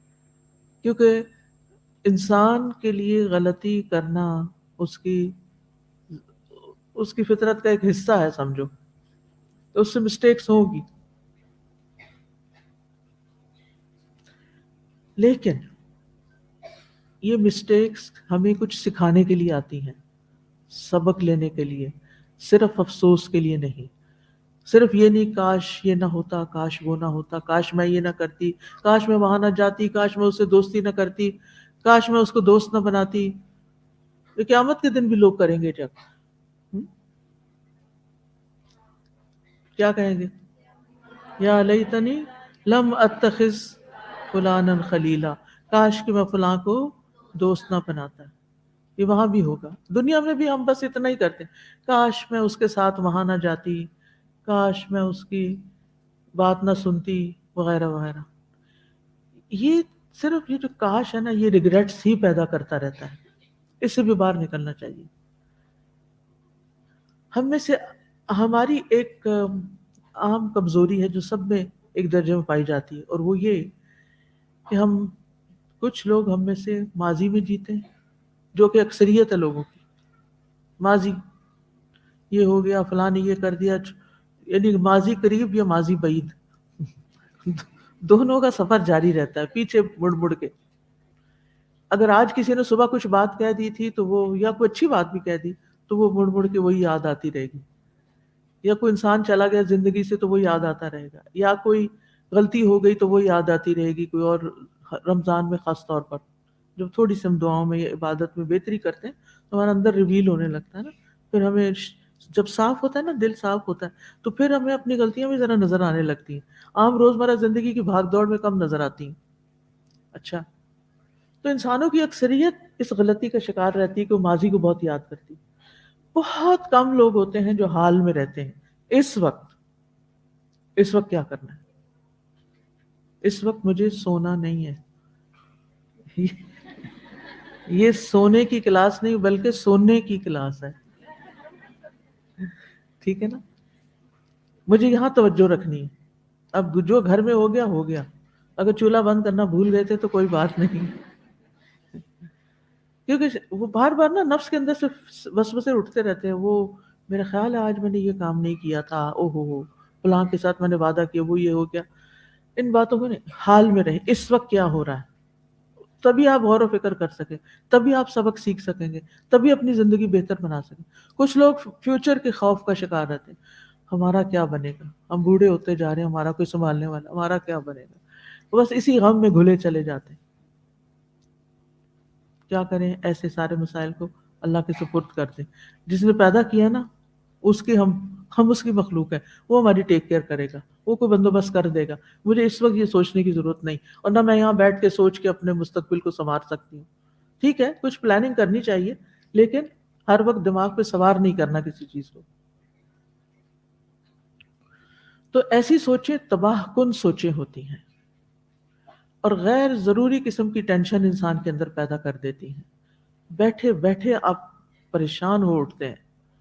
اور ایسی ٹینشن جو ہوتی ہے وہ ایک ہلاک کرنے والی چیز ہوتی ہے انسان کو، اور جس سے کئی قسم کی بیماریاں بھی پیدا ہوتی ہیں. اور یہ بات اب پروون ہے کہ سٹریس جو ہے وہ کئی خطرناک بیماریاں پیدا کرتا ہے. تو ایسی سوچیں، یعنی سمپل ورڈز میں ایسی سوچیں جو آپ کے سٹریس لیول میں اضافہ کریں، ان سے ہر صورت چھٹکارا پائیں، ان سے باہر نکلیں اور اپنے دل کو قلب مطمئن بنائیں. گناہ ہو گئے ہیں تو توبہ کر لیں، کوئی نقصان ہو گیا ہے تو صبر کر کے اللہ سے اجر کی توقع رکھے. مومن کو تو کانٹا بھی چبھتا ہے تو اس کے لیے اجر ہی اجر ہے. کوئی آپ کو فیوچر میں کوئی مشکل وقت پیش آنے والا ہے تو اس کو اللہ کے سپرد کرے اور اس کی بھرپور تیاری کرے، لیکن ٹینشن سے باہر نکلیں. تو ماضی کی تلخ یادوں میں جینا ایسی عادت ہے جس کا نقصان یقینی ہے، لازم ہے، اور فائدہ کچھ بھی نہیں. کیونکہ جو ہاتھ سے نکل گیا وہ نکل گیا، اب وہ آپ پکڑ نہیں سکتے، واپس نہیں لا سکتے، پیچھے ٹریول نہیں کر سکتے. جو ہونا تھا ہو چکا. کہیں بھی آپ کی غلطی تھی، بچوں کو پالنے میں غلطی تھی، یا اپنی گروتھ کے سلسلے میں غلطی تھی، یا کسی گناہ کی غلطی تھی، کچھ بھی تھا، بس گزر گیا. اور ہمارے دین نے ہمیں اتنا خوبصورت رستہ دکھایا ہے توبہ کا کہ جس سے انسان پرسکون ہو جاتا ہے پھر. کیونکہ صرف افسوس کرتے رہنا، صرف ذہن میں تلخ باتیں یاد رکھنا، نیگیٹیوٹی رکھنا، یہ عقل مند انسان کے لیے فائدہ نہیں. عقل مند انسان وہ ہے جو اس کو اس وقت زندگی میں نیکی کرنے کے، اچھے کام کرنے کے بھرپور مواقع ملے ہوئے ہیں اور وہ ہر موقع سے فائدہ اٹھا رہا ہے. دیکھیں ایک الرٹ مائنڈ کا انسان ہی ہر موقع سے فائدہ اٹھائے گا نا. جو چلتے ہوئے بھی سو رہا ہے اور جو بیٹھ کے بھی سو رہا ہے اور جو بس اپنے اندر ہی گم ہے اور پتہ نہیں کہاں ماضی میں بیٹھا ہوا جا کے، وہ اپنی زندگی سے کیا فائدہ اٹھا سکتا ہے؟ یہ ایک دفعہ ملی ہے، ہم نے اس سے فائدہ اٹھانا ہے. ایسی ساری ندامتوں سے اور ایسی چیزوں سے باہر نکلنا ہے. اب اس کے لیے تھوڑا سا اپنا ذاتی جائزہ لے لیں، اپنے اوپر کام کریں، اپنی جرنلنگ جو میں نے آپ کو کہا کریں، کچھ لکھ لیا کریں کچھ چیزیں. تو اس میں آپ یہ لکھیں کہ جس چیز کی بھی مجھے گلٹ ہے اس کے پیچھے میری کیا فیلنگس ہیں، میں کس بات پہ نادم ہوں. ہمیں سے ہر ایک کو کوئی نہ کوئی ندامت ہوتی ہے، اور کبھی اچانک آ کے چلی جاتی ہے، کبھی رہ جاتی ہے، کبھی. بہرحال ہم اپنے ماضی کے سلسلے میں ندامت کا شکار ہوں یا پریزنٹ میں بھی کوئی ہوئی بات. تو بیسیکلی میں کس بات پہ نادم ہوں، اس چیز کو آئیڈینٹیفائی کریں. میں نادم ہوں اس چیز پہ، لکھ لیں اس چیز کو. تو ہمیں اپنے اندر کی ہر چیز کو ڈیٹیکٹ کرنا ہے، چاہے وہ انوی ہے، چاہے اینگر ہے، چاہے ریگریٹس ہیں، چاہے کوئی خوف ہے، کوئی بھی چیز لکھیں اس کو کہ مجھے اس چیز کا خوف ہے، کیوں ہے. پھر اپنی موجودہ عادت کا جائزہ لیا کریں کہ صبح سے لے کے اب تک میں کن کن باتوں پہ پریشان ہوئی ہوں. حال کی، ایک تو ماضی کی نا، ایک حال کی. کیا اس پریشانی کی وجہ سے میرے ایموشنز اوپر نیچے ہوئے ہیں؟ بعض اوقات ہمیں کوئی چیز چبھی ہوئی ہوتی ہے مگر ہمیں سمجھ نہیں آ رہی ہوتی، ہم کھوج نہیں کر پاتے کہ یہ کیا ہوا تھا، کیوں ہوتا ہے نا. دل خراب ہونے لگتا، سمجھ نہیں آتی پتہ نہیں کیا ہوا ہے، پتہ نہیں کیا. تو بعض اوقات ایسی خفگی اپنے اوپر آنے لگتی ہے کہ جس کی ہمیں خود بھی سمجھ نہیں آتی کہ یہ کیا ہے. تو پہلا سٹیپ یہ ہے کہ اپنی روزمرہ زندگی میں اپنا جائزہ محاسبہ کرتے ہوئے یہ دیکھیں کہ میں کس بات پہ جلدی پریشان ہو جاتی ہوں، کون سے میرے ٹریگر پوائنٹس ہیں، کون سی چیزیں مجھے جلدی پریشان کرتی ہیں.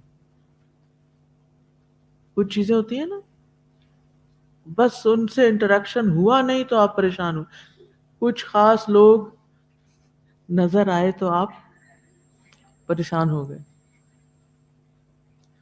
کوئی خاص کھانے کی چیز دیکھی تو پریشان ہو گئے کہ یہ فلاں وقت میں نے کھایا تھا اور مجھے فوڈ پوائزننگ ہو گئی تھی.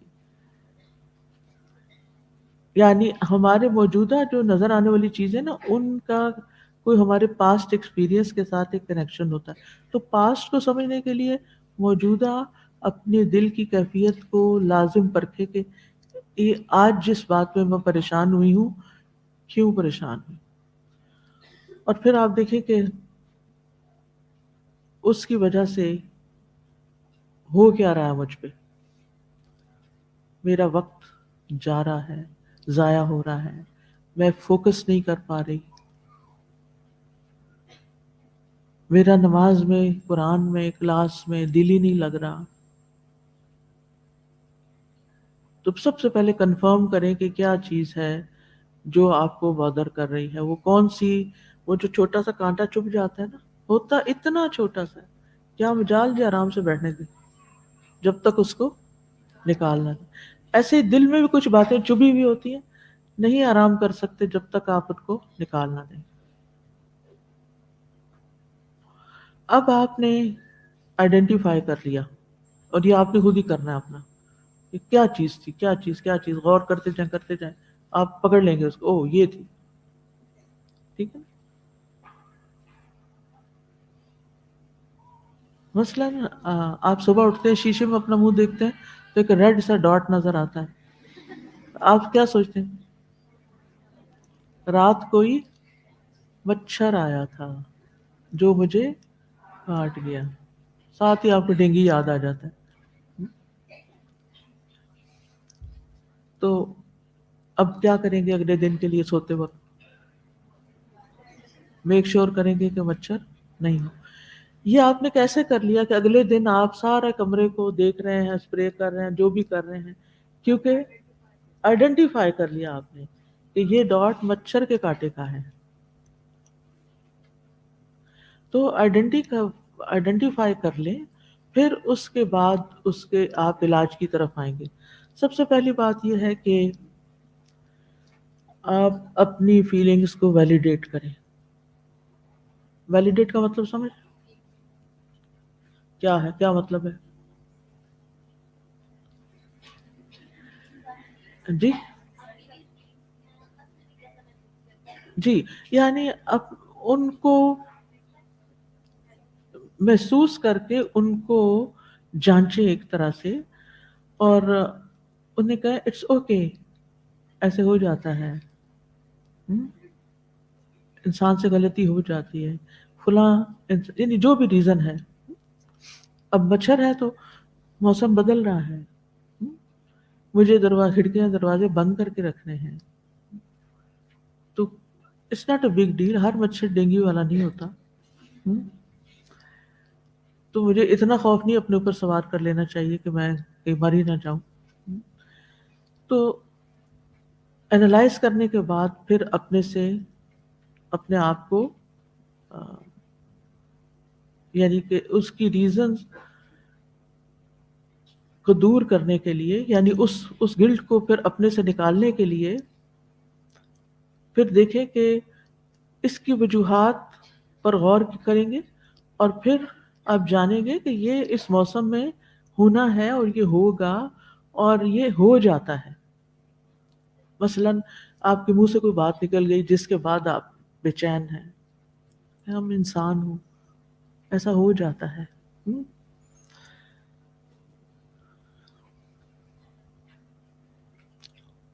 بعض اوقات ٹیچر سے کوئی سوال کرتا ہے، جواب نہیں آتا، وہ کیا کرتا ہے؟ اپنے سے کوئی بات بنا کے جواب دے دیتا ہے۔ بعد میں کیا ہوتا ہے پھر؟ اس وقت تو جان چھڑا لی، اپنا امیج برقرار رکھا، لیکن بعد میں اندر نے ستانا شروع کر دیا، دوسرے کو چپ کرا دیا، اپنے کو کیسے چپ کرائیں گے؟ اب یہ طریقہ آپ کو آنا چاہیے۔ آپ کو پتہ چل گیا کہ آپ کی بے چینی کیوں ہے، وجہ بھی پتہ چل گئی کہ میں نے اپنی ریپوٹیشن کے لیے کیا تھا، اپنے امیج کے لیے کیا تھا، اور جو کہ ایک غلط بیانی تھی۔ اچھا، یہ غلط بیانی کیوں ہوئی؟ کیونکہ میرے اندر ایک فیئر تھا۔ فیئر کیا تھا؟ کہ اسٹوڈنٹ کے دل سے میرا روب چلا جائے گا، یعنی ریپوٹیشن خراب ہونے کا ڈر تھا۔ تو ہم بھول گئے کہ اس وقت یہ نہیں کرنا۔ تو آپ سوچیں کہ میری اصل حقیقت کیا ہے، میری اصل ریپوٹیشن کیا ہے، میرا اصل امیج کہاں ہے، مجھے کس کی نگاہوں میں اپنا امیج بنانا چاہیے؟ اللہ کی۔ تو کیا اس کام کو کر کے اللہ کی نگاہوں میں امیج بن گیا؟ نہیں۔ پھر آپ دیکھیں کہ بڑے بڑے اسکالرز تھے، وہ کیا کہتے تھے؟ امام مالک کیا کہتے تھے؟ لا ادری، مجھے نہیں معلوم۔ کتنا ریلیکس، لا ادری، مجھے نہیں معلوم۔ اگر آپ اقرار کر لیتے ہیں کہ مجھے نہیں معلوم، اور ہر بندے کو ہر چیز معلوم نہیں ہوتی، تو اس کے بعد کا نتیجہ کچھ اور ہوگا. اب اگر یہ لکھ لیں آپ کہ مجھ سے یہ غلطی ہوئی، آپ نے اقرار کر لیا، لیکن ہر بندہ یہاں تک نہیں پہنچ سکتا، نہیں پہنچتا کہ وہ اپنی غلطی کو وہاں سے نکال کے آئیڈینٹیفائی کرے. تو سب سے پہلے بیڈ فیلنگ کی کاز کو آئیڈینٹیفائی کرنا ضروری ہے. جیسے کسی بھی بیماری کا صحیح علاج ہو ہی نہیں سکتا جب تک کہ ڈائگنوسس ٹھیک نہ ہو. اگر وہ اس میں غلطی ہے نا تو دوائی غلط مل جائے گی، جب دوائی غلط ہوگی تو پھر کیا ہوگا؟ علاج غلط ہوگا، تو جب غلط علاج ہوگا تو کیا ہوگا؟ اوہو، بیماری اور بڑھ جائے گی. ہم عام طور پر اس طرح کی روحانی بیماریوں میں یا اپنی غلط یعنی ان گلٹس کے علاج میں غلط طریقہ علاج استعمال کرتے ہیں، جس کی وجہ سے وہ پریشانی وقتی طور پہ دب جاتی ہے لیکن وہ کسی اور شکل میں نکل آتی ہے، وہ کچھ اور بن جائے، پھر ہمارے چڑچڑا پن پیدا ہو جاتا ہے، بیہیویئر ایشو آ جاتے ہیں. کبھی لوگ ڈھیٹ ہو جاتے ہیں، کبھی ضدی ہو جاتے ہیں، کبھی ان کو پرواہ ہی نہیں رہتی. کیا یہ سب ہیلتھی ایٹیٹیوڈ؟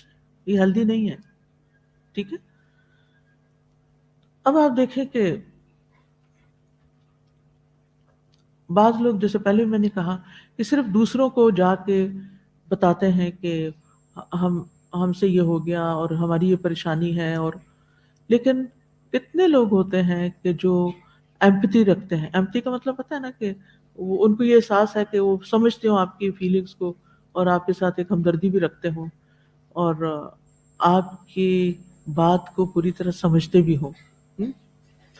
تو کئی دفعہ ایسے نہیں ہوتا کہ آپ کسی کو بڑا قابل سمجھ کے اس کے پاس جاتے ہیں دوا لینے اپنے مرض کی، اپنا مسئلہ ڈسکس کرنے، اور اس کا جواب اتنا پٹھا ہوتا ہے کہ آپ پہلے سے بھی زیادہ پریشانی لے کے لوٹتے ہیں، کوئی فائدہ نہیں ہوتا.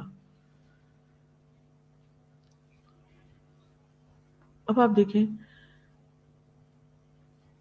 اگر کوئی اسٹوڈنٹ آپ کے پاس آ کے کہتی ہے کہ ٹیچر مجھ سے غلطی ہوگی، میں نے آج چیٹنگ کر لی ہے پیپر میں، اول تو کوئی کہے گا نہیں، لیکن اگر کوئی اپنا گلٹ دور کرنے کے لیے آ کے کنفیس کر رہا ہے تو پھر کیا ہوگا؟ کیا واقعی وہ آپ کی بات سمجھے گی؟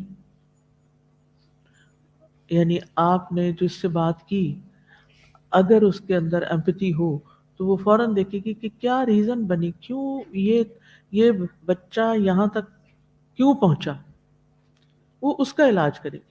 اور اگر اس کے اندر ایمپتھی نہیں تو وہ کہے گی آپ قرآن پڑھنے والے لوگ ہیں، آپ کے اندر خدا خوفی نہیں ہے، آپ پھر بھی ایسا کرتے ہیں، اور بات ختم، نصیحت ہو گئی.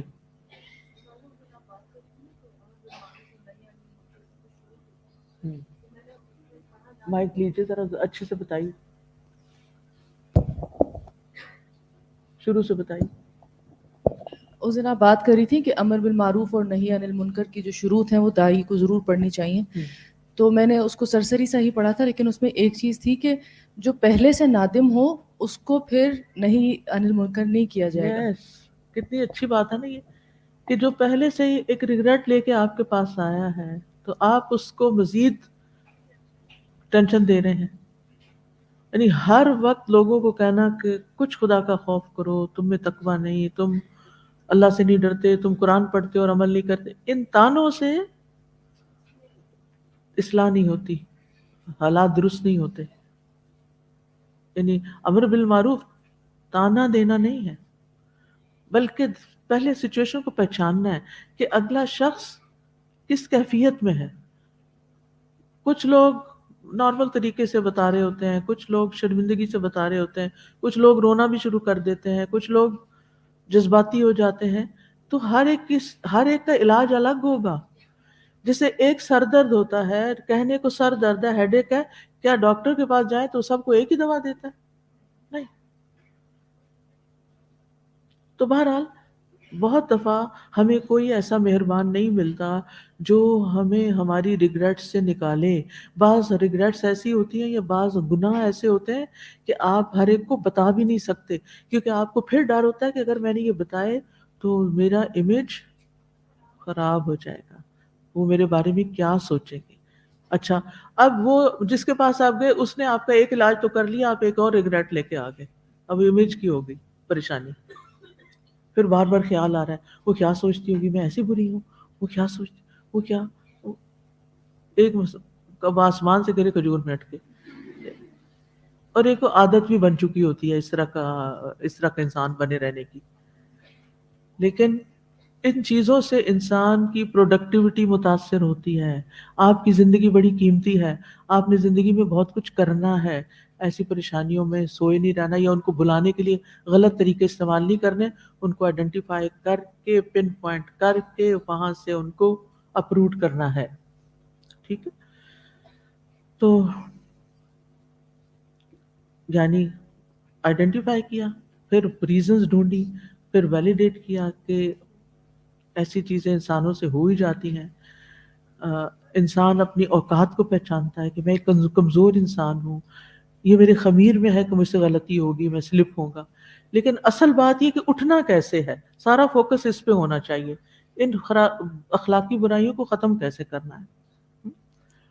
تو اصل میں یہ کام تو ہمارے دین نے ہمیں دیا ہے. کنتم خیر امۃ اخرجت للناس تأمرون بالمعروف وتنہون عن المنکر. آپ کچھ کہہ رہی ہیں؟ اس کو ماضی میں جینے سے بھی ریلیٹ کر سکتے ہیں کہ ہم نے اس بندے کے بارے میں صحیح امیج قائم کیا ہوتا ہے کہ یہ بندہ اچھا نہیں، یہ چیٹنگ کرتا ہے، تو جب وہ ریگریٹ لے کے بھی آتا ہے تو ہم کہتے ہیں کون سی نئی بات. ہاں، یہ تم تو روز یہی کرتے ہو، تم سے تو یہی ایکسپیکٹڈ تھا. جی ہاں، نیکسٹ ٹائم میں وہ واپس آپ کے پاس نہیں آئے گا. تو بہرحال میں طریقہ بتا رہی تھی کہ خالی نصیحتیں نہیں کر دینی کسی کو اگر کوئی آپ کے پاس آ جائے، بلکہ وجہ معلوم کرنی ہے کہ یہ یہاں تک پہنچا. ہو سکتا ہے یہ اسٹوڈنٹ سبق نہیں یاد کرتا، ہو سکتا ہے اس کے گھر کے حالات ایسے ہیں. مطلب ریزن تلاش کریں کہ وہ اس مصیبت میں پھنسا کیوں ہے. آپ استاد ہیں، آپ مینٹر ہیں، آپ فیسیلیٹیٹر ہیں، آپ ایک ہمدرد دوست ہیں. تو اگر کوئی آپ کے پاس اپنا مسئلہ لے کے آتا ہے تو آپ کو اس کی روٹس تک پہنچنے کی ضرورت ہے تاکہ وہاں سے آپ علاج شروع کریں.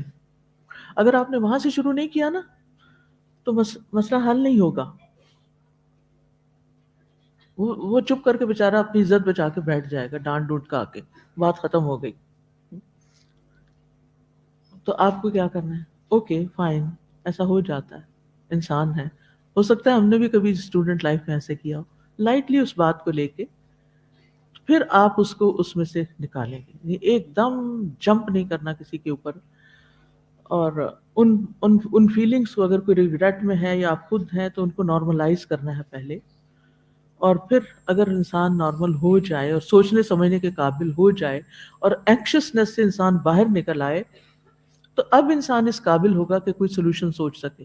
ٹھیک ہے. اور اگر آپ ٹیچر ہیں تو آپ آئندہ کے لیے سوچ کے رکھیں گے کہ اگر مجھ سے کبھی کسی طالب علم نے ایسا سوال کیا یا ایسا مسئلہ بتایا تو میں نے اس کے ساتھ کیا کرنا ہے. ایک دم غصے میں نہیں آنا.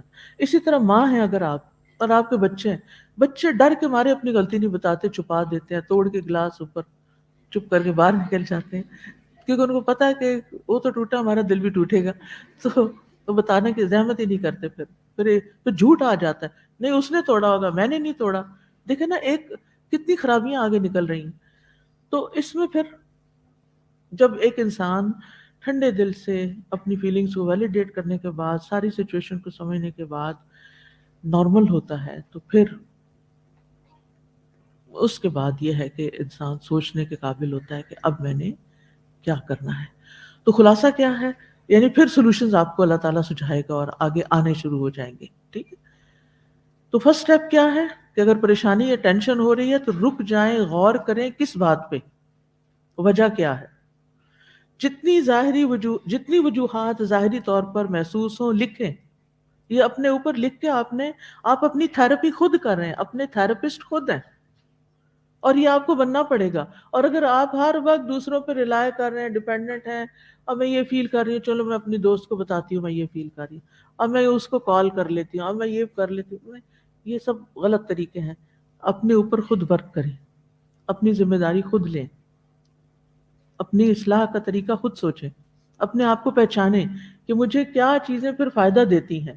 یعنی کب میں غمگین ہوئی تو کس غم سے نکلنے کے لیے مجھے کس چیز نے فائدہ دیا، وہ نوٹ کر لیں اپنی ڈائری میں، تاکہ آئندہ پھر دوبارہ اگر اسی سچویشن میں آپ پھنسے تو وہی حل دوبارہ کریں. تو ساری وجوہات نوٹ کریں، ایک ایک کو پرکھ کے دیکھیں، سوچیں کہ اس میں سے اصل سبب کیا ہے. سیکنڈ سٹیپ، جب معلوم ہو جائے تو سوچنے کی کوشش کریں کہ میں نے کیوں کیا. ٹھیک ہے، کیا ہے، کیوں. پہلا ہے کیا کیا تھا، نہ دوسرا ہے کیوں کیا تھا. اب اپنے آپ سے بھی نہیں شرمانا اور اپنے آپ سے بھی جھوٹ نہیں بولنا، اپنا سامنا کریں، اپنے آپ کو آئینے میں دیکھیں. اگر آپ نے اپنے آپ کو پہچان لیا نا تو یہ چیز آپ کی زندگی میں ایک انقلاب پیدا کر دے گی. اپنے ساتھ سچے ہو جائیے، یہ جملہ کبھی نہ بھولیں. اپنے ساتھ نہیں جھوٹ بولنا. یخادعون اللہ والذین آمنوا وما یخدعون الا انفسہم. یہ منافقانہ روش ہوتی ہے کہ انسان اپنے آپ کو دھوکے میں رکھتا ہے. سچی بات بتائیے اپنے آپ کو کہ میں نے یہ غلطی اس لیے کی تھی.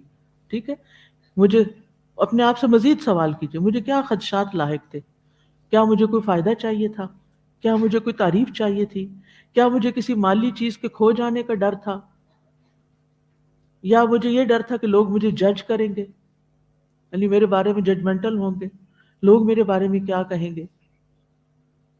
کیا مجھے یہ ڈر تھا کہ اگر میں نے یہ نئی بات کہی یا میں اس طرح نہیں اپنے آپ کو پیش کروں گا، یعنی کہ جھوٹا پیش کرنا، جس کی وجہ سے تو میرے کوئی دوسرا آگے نکل جائے گا. اس طرح اگر میں وقتی طور پر بن کے خوش آمدید کروں گا یا جھوٹی باتیں کروں گا تو میں دوسرے سے آگے نکل جاؤں گا. کہیں مجھے کوئی انسیکیورٹیز تو نہیں کہ جن کی وجہ سے میں یہ کام کر جاتی ہوں. کچھ چیزیں عادت ہوتی ہیں لوگوں کی، جھوٹ بولتے رہنا. تو کوئی انسیکیورٹی تو نہیں کہ دوسرے میرے مقابلے میں اوروں کی تعریف زیادہ ہوگی، شہرت. مثلا آپ نے کسی کی غیبت کر دی اور پھر آپ اپنے آپ سے پوچھیں کہ میں نے اس لیے تو نہیں کی تھی کسی کی غیبت کہ وہ عام طور پہ کب غیبت کرتے ہیں؟ جب کسی کو لیٹ ڈاؤن کرنا چاہتے ہیں، برا ثابت کرنا چاہتے ہیں. یہی وجہ ہوتی ہے نا غیبت کی، موسٹلی، اور بھی ہو سکتی لیکن ڈومیننٹ وجہ ہوتی ہے. اور اس کے پیچھے پھر حسد بھی ہوتا ہے یا تکبر ہوتا ہے کہ میرے سے آگے کوئی نکل جائے. اور خاص طور پہ اگر کوئی کسی کی تعریف کر دے بھول کے، اول تو لوگ کرتے نہیں، اور کوئی کر ہی دے تو پھر ہمیں پریشانی لگتی ہے کہ نہیں اب یہ تو اس کا نام اونچا ہو گیا اور میں گئی نیچے، تو بہتر ہے میں دو چار کوئی اس کی غلطیاں بتاؤں ساری مجلس میں، تاکہ اس کا نام بدنام ہو اور یہ جو میرے سے آگے نکلنے والی ہے میں اس سے آگے نکل جاؤں اس کو پیچھے کر کے. تو پھر ہم اس طرح کی حرکتیں کرتے ہیں. اور اگر ہم نے یہ کی ہے نا اور ہم نے اپنے اندر خود ان جرمز کو آئیڈینٹیفائی کر لیا ہے اور پھر ہم نے اپنے لیے نوٹ کر لیا، تو پھر ہم اس کا علاج کریں. پھر مرض پتہ چل رہا ہے نا، پھر اب اس کا علاج شروع کریں گے. اور بچوں کے معاملے میں ہم بعض اوقات بہت انریلسٹک رویہ اختیار کرتے ہیں. ہم سوچتے ہیں کہ اگر ہم ان کو ایسے پیش نہیں آئیں گے، ایسے بن کے نہیں دکھائیں گے تو بچے میری بات نہیں مانیں گے، سر چڑھ جائیں گے، بگڑ جائیں گے. اور لوگوں کے بارے میں ہم کیا سوچتے ہیں؟ لوگ ہمیں یوز کریں گے، یہ ہم سے ناجائز فائدہ اٹھائیں گے اگر ہم نے ان کے ساتھ ایسا نہیں کیا. تو یہ ساری اسکروٹنی کا جو پروسیس مکمل ہو جائے گا تو پھر اگلا سٹیپ کیا ہوگا؟ پھر اب آپ ان میں سے ایک ایک ریزن کو سوچ کر اس کا علاج ڈھونڈیں گے، اور آپ اس اینکشسنس سے نکل آئیں گے. اب آپ کا سارا توجہ اور فوکس کس پہ ہوگا؟ اب آپ آ جائیں گے اس موقع پر کہ اگر آپ کے دل میں یہ خیال آ رہا ہے کہ کسی اور کی عزت مجھ سے زیادہ ہو جائے گی، تو اب آپ قرآن پڑھنے والے ہیں ماشاءاللہ، آپ کو اس کا جواب قرآن سے مل جائے گا. کیا ہے؟ ان العزت للہ جمیعا. اگر آپ کو یہ ہو کہ اس کی جاب کی پروموشن ہو جائے گی اور مال میں آگے نکل جائے گا، تو کیا جواب دیں گے اپنے آپ کو؟ کیا سوچائیں گے؟ واللہ خیر الرازقین ان اللہ هو الرزاق ذو القوۃ المتین. جتنا میرا رزق ہے وہ مجھے مل کے رہے گا، کوئی پیچھے نہیں کر سکتا، کوئی اور راستہ کھل جائے گا، ضروری نہیں کہ اسی راستے سے ملے، اللہ تعالیٰ کوئی اور اپرچونٹیز نکال دے گا۔ اور کیا خوف ہوتا ہے جس کی وجہ سے ہم گناہ کر جاتے ہیں؟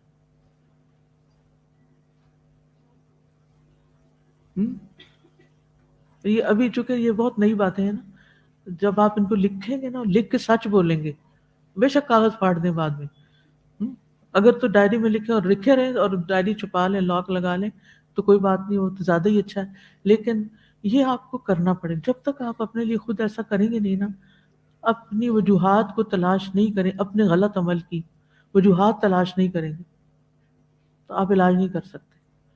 تو پھر اس جو فیئرز ہیں نا آپ کے، جن فیئرز کی بنا پہ آپ نے یہ غلط کام کیا، چیٹنگ کی یا دوسرے کو غیبت کی یا جھوٹ بولا یا جو بھی غلط کام کیا یا کسی پہ بہتان لگایا، تو پھر کیا ہوگا؟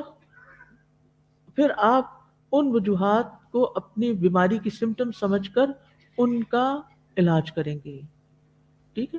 اور پھر قرآن و سنت سے مدد لیں گے، پھر دعا سے مدد لیں گے، پھر یہ آخری سٹیپ کے طور پر آئے گا۔ یہاں سے پتہ چلے گا کہ آپ نے اپنی غلطی بھی پہچان لی اور اس پر اللہ تعالیٰ کے سامنے شرمندہ بھی ہیں، اور آپ اس کی اصلاح بھی کرنا چاہتے ہیں، اور آپ اس سے نکلنا، پھر آپ ایک ہلکے پھلکے انسان ہوں گے۔ اور آپ جب نماز پڑھیں گے تو آپ کی نماز کا لیول ہی کچھ اور ہوگا، کوئی پھر بار بار وہی خیال نہیں آئے گا۔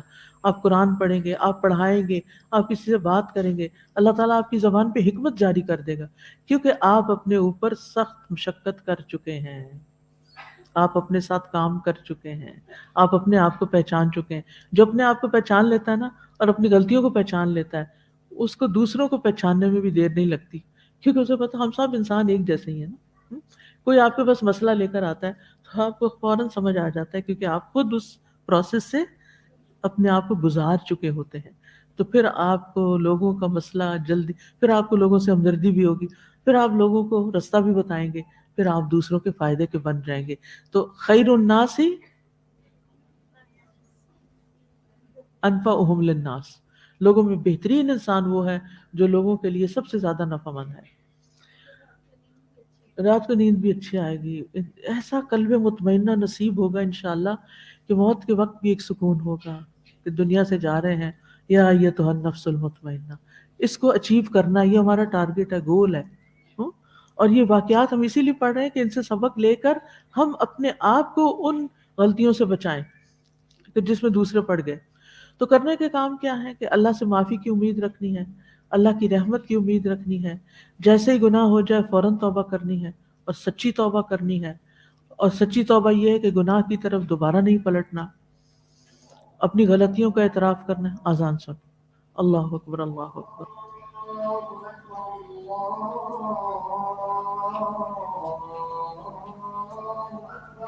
اللہ اکبر، اللہ اکبر،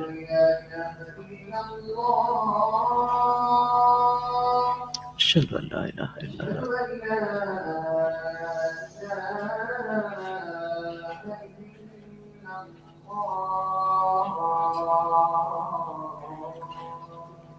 اشہد ان لا الہ الا اللہ،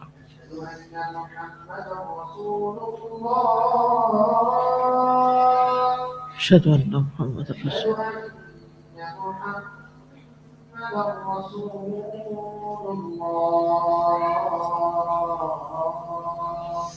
اشہد ان محمد رسول اللہ، لا حول ولا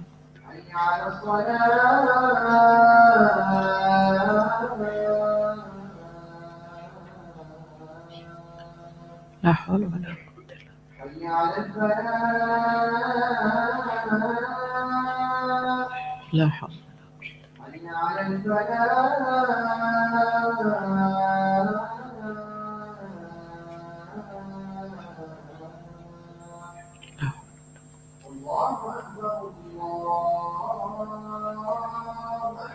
اللہ اکبر،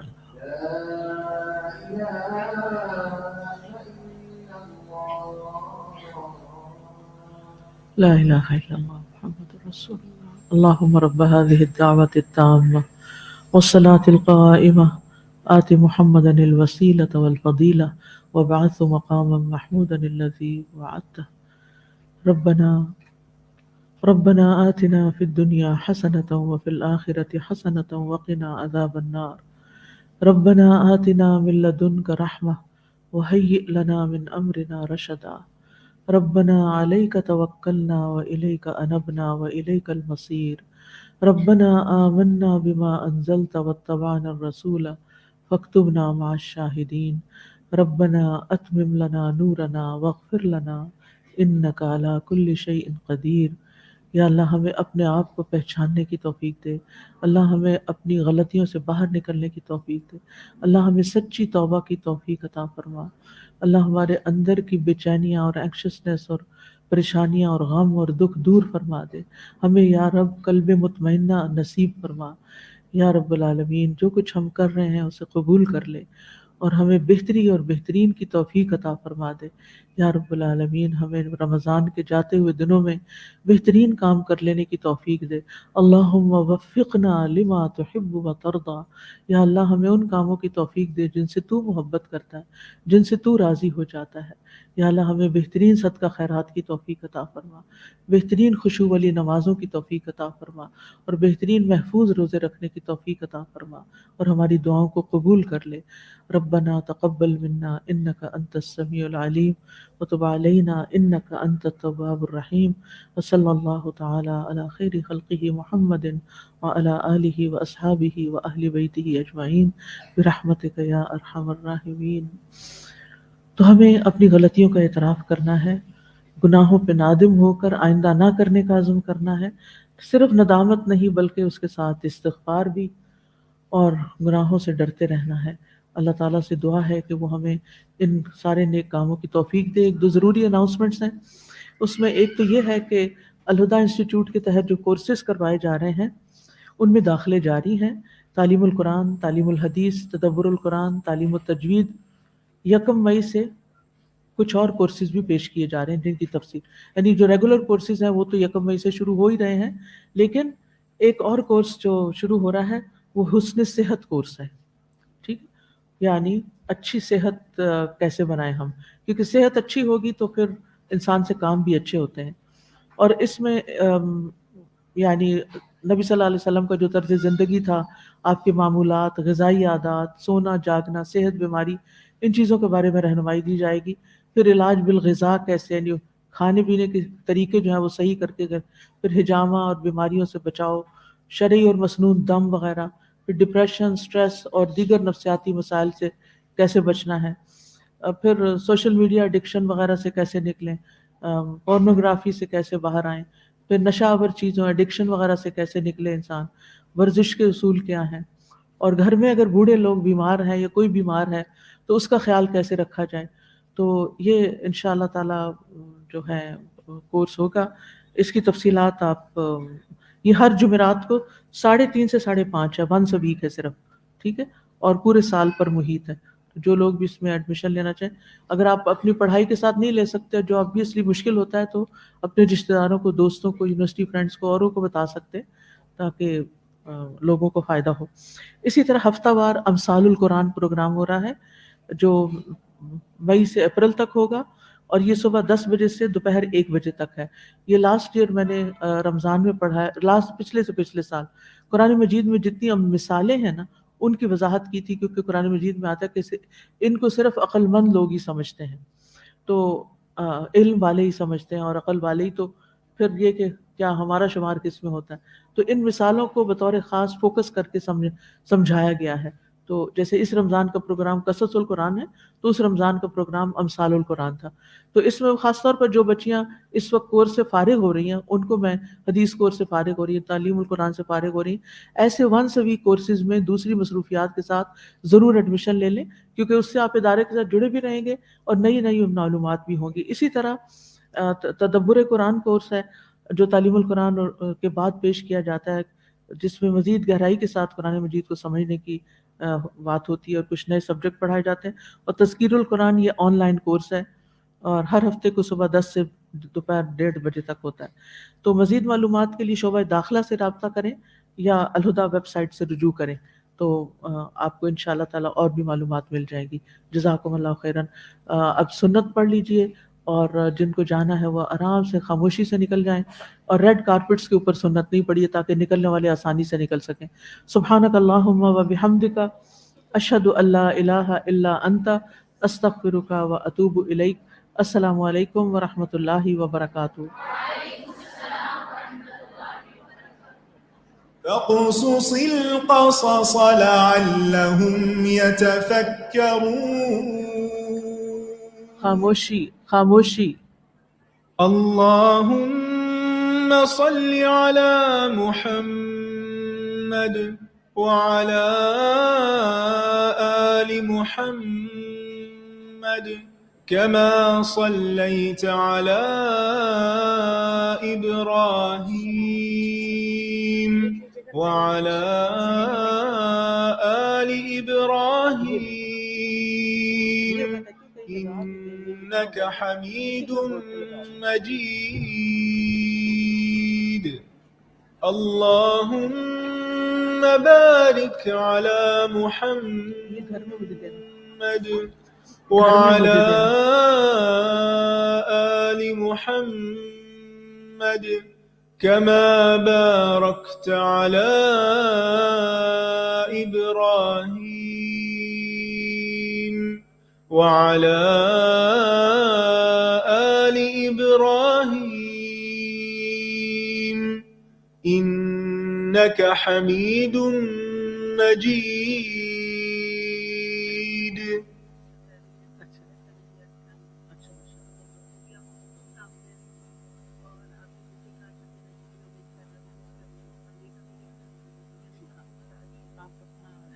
نام ایڈریس وغیرہ سب لکھ کے دے دیجیے۔